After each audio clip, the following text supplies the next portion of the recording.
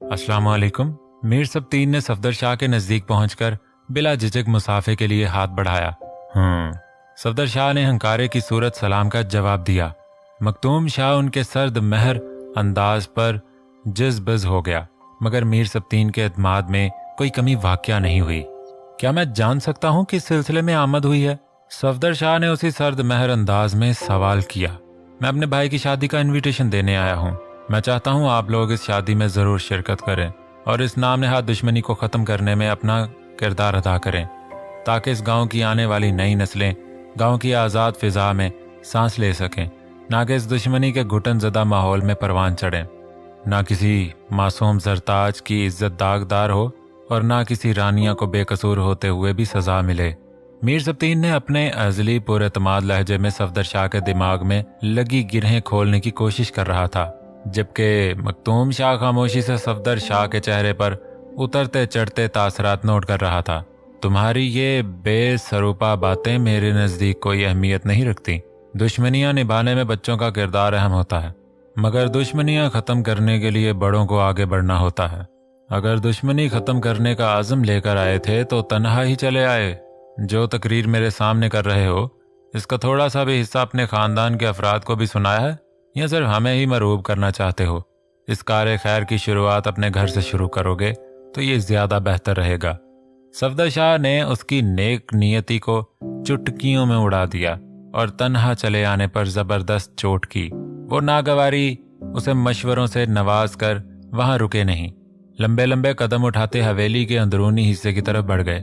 मीर सबतीन के चेहरे पर साया सा लहराया, मगर जल्द ही उसने अपने चेहरे पर एतमाद मुस्कुराहट सजा ली। डोंट वरी यार, मैं उन्हें मना लूंगा और वो ज़रूर इस खुशी मौका पर हमारे साथ शामिल होंगे।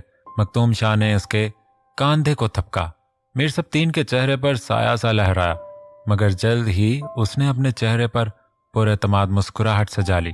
उसके मुस्कुराते चेहरे को देखकर मखतूम शाह के होंठों पर भी आसूदा मुस्कुराहट ने अहाता किया। बड़ी हवेली के दरो दीवार, सब्जाजारों का एक एक दरख्त, पेड़ पौधा भी फैंसी लाइट से जगमगा रहा था। मेहंदी के मुश्तरका फंक्शन के लिए हवेली के पिछले हिस्से को बड़ी नफासत और शानदार तरीके से सजाया गया था। लेडीज और जेंट्स के दरमियान पार्टीशन था। जरताज को इसी मुख्तस किए गए हिस्से में मेहंदी की रस्म के लिए लाया गया था। मीर सजावल ने शहर के नंबर 1 इवेंट प्लानर को डेकोरेटिंग का जिम्मा सौंपा था। हर चीज़ से मीर सजावल की जरताज के लिए वालेहाना मोहब्बत और दीवानगी छलक रही थी। हवेली वाले तो हैरान थे ही, गांव वाले भी जरताज की किस्मत पर रश कर रहे थे कि मीर सजावल के सभी चेहरे पर रक्सा, बेपाया खुशी और शादी की तकरीबात को इतने मुनफरिद अंदाज से मुनक्कद करने पर सबको हैरत में मुब्तला होने पर मजबूर कर दिया था। जिन्होंने जरताज के साथ होने वाले सानहे पर उसके घराने से मुंह मोड़ लिया था, फायजा बेगम की जहर अफशानी हवेली के खास मुलाजमों की जुबानी गांव के हर फर्द के कानों तक पहुंच चुकी थी। अक्सरियत ने फायजा के झूठ और मन घड़त कहानियों को सच मानकर जरताज को ही कसूरवार ठहराया था, मगर अब शादी पर खर्च होने वाली बेदरेक दौलत और धूमधाम देकर सभी को जरताज के घराने से हमदर्दी महसूस हो रही थी। पास पड़ोस वालों ने उनके घर की चौखट ही पकड़ ली थी। जरताज का रिश्ता बड़ी हवेली से जुड़ने पर सारे गांव ने ही उन लोगों को सर पर बिठा लिया था। पड़ोस की औरतें सुबह को जो उनके घर में डेरा डालती तो रात हो जाती। वो जरीना और जरताज को घर के किसी काम को हाथ नहीं लगाने देती थी। जरीना मना करती रह जाती, मगर कोई उसकी एक भी नहीं सुनती। जरताज लोगों के पल पल बदलते रवैये को देखकर पहरों सोचती रहती। उसे यकीन हो गया था कि इस दुनिया में सिर्फ पैसे और रुतबे का ही बोलबाला है, जिसकी सुनहरी चमक दमक के सामने दुनिया वाले अछूत को भी मोतबर बना देते हैं। ये दोनों चीजें इंसान के पास ना हो तो दुनिया हकारत की नजरों से देखती है। लड़कियां जब उसे मीर सजावल के नाम पर छेड़ रही थीं तो उसके दिल से हूक उठ रही थी। वो दुख से सोच रही थी कि यही सब कुछ अगर इसकी पामाली से पहले तय पाता तो यकीनन उसकी जिंदगी के हसीन तरीन लम्हात होते, मगर अब यही सब कुछ उसे तकलीफ दे रहा था। मीर सजावल का नाम उसके मन में गुलाब खिलाने की बजाय तोहमत लग रहा था। उसके दिल ने इन खूबसूरत दिनों की ख्वाहिश तो बड़ी शिद्दत से की थी, मगर जिस तरह ये ख्वाहिश पूरी हो जा रही थी, ये वक्त और लम्हात, रोशनियां गहमा गहमी उसके लिए जानलेवा साबित हो रही थी। हाजरीन की खुद पर उठने वाली सत्ताईशी नजरें भी उसे तमस्खर उड़ाती लग रही थीं। उस पर फायजा बेगम की नजरों से छलकती नफरत और बेजारी ने उसे खौफ में मुब्तला किया हुआ था। उसके चेहरे पर उतरती उदासी को रानिया ने दूर से महसूस किया। वो तेज कदमों से स्टेज तक पहुंची और जरताज के पास बैठते हुए उसकी पेशानी पर झूलती बिंदिया को दुरुस्त किया। जरी भाभी, इतनी उदास क्यों हैं? इस वक्त आपके चेहरे पर यह उदासी बिल्कुल नहीं जच रही। आप इतनी परेशान क्यों लग रही हैं? सजावल भाई आपसे बहुत मोहब्बत करते हैं। इस तकरीब के अरेंजमेंट से लेकर आपके बेडरूम की सजावट तक हर चीज उनकी दिली खुशी और मोहब्बत का मुंह बोलता सबूत है।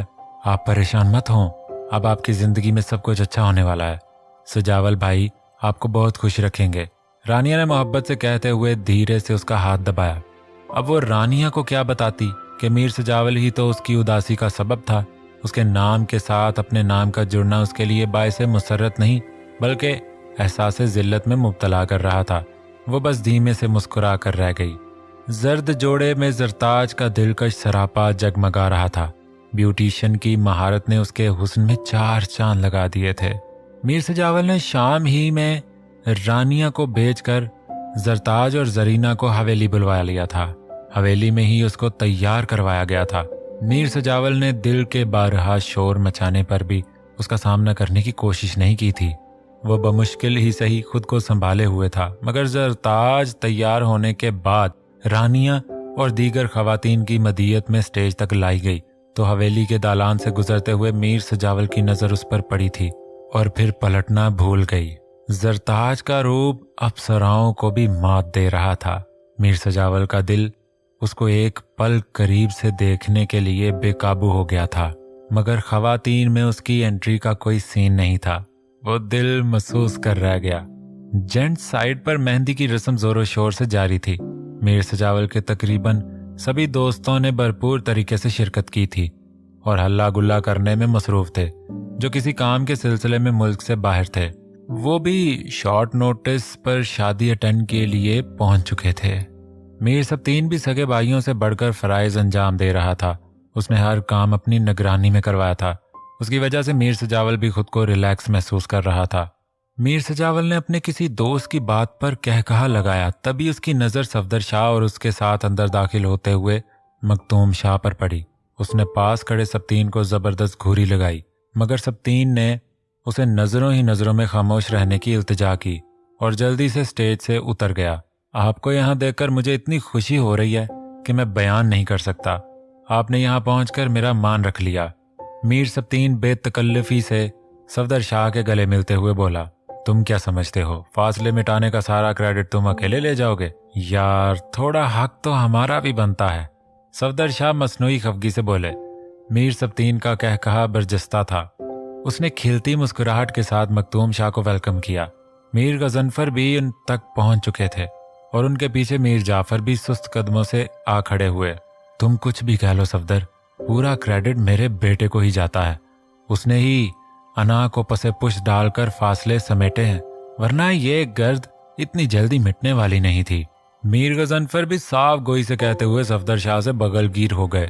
आखिर को वो सब बचपन के दोस्त थे और दिलों के रिश्ते खून के रिश्तों जितने ही मजबूत होते हैं, वक्ती तौर पर गर्द छा भी जाए तो वो जरा सी पेशकदमी से भी साफ हो जाती है।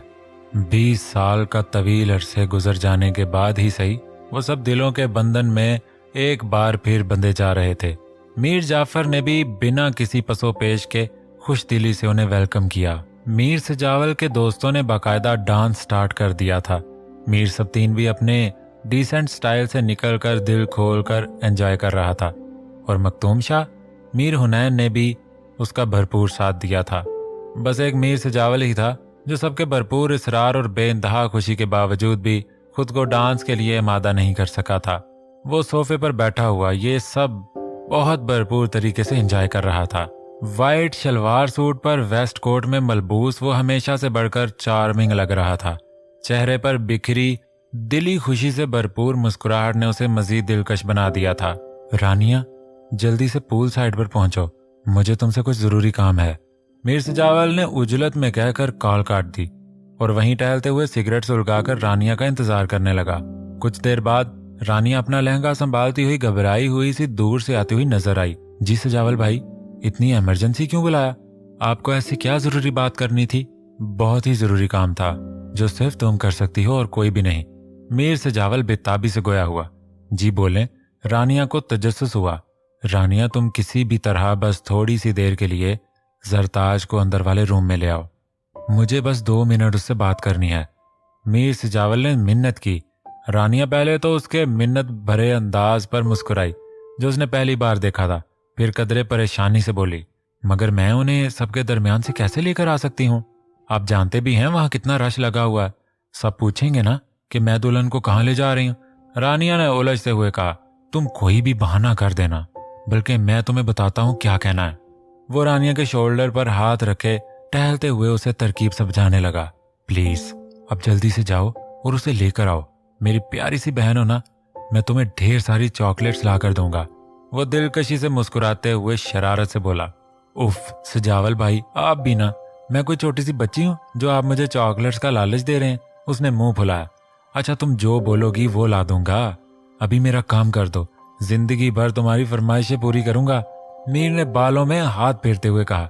ठीक है, अपना वादा याद रखिएगा।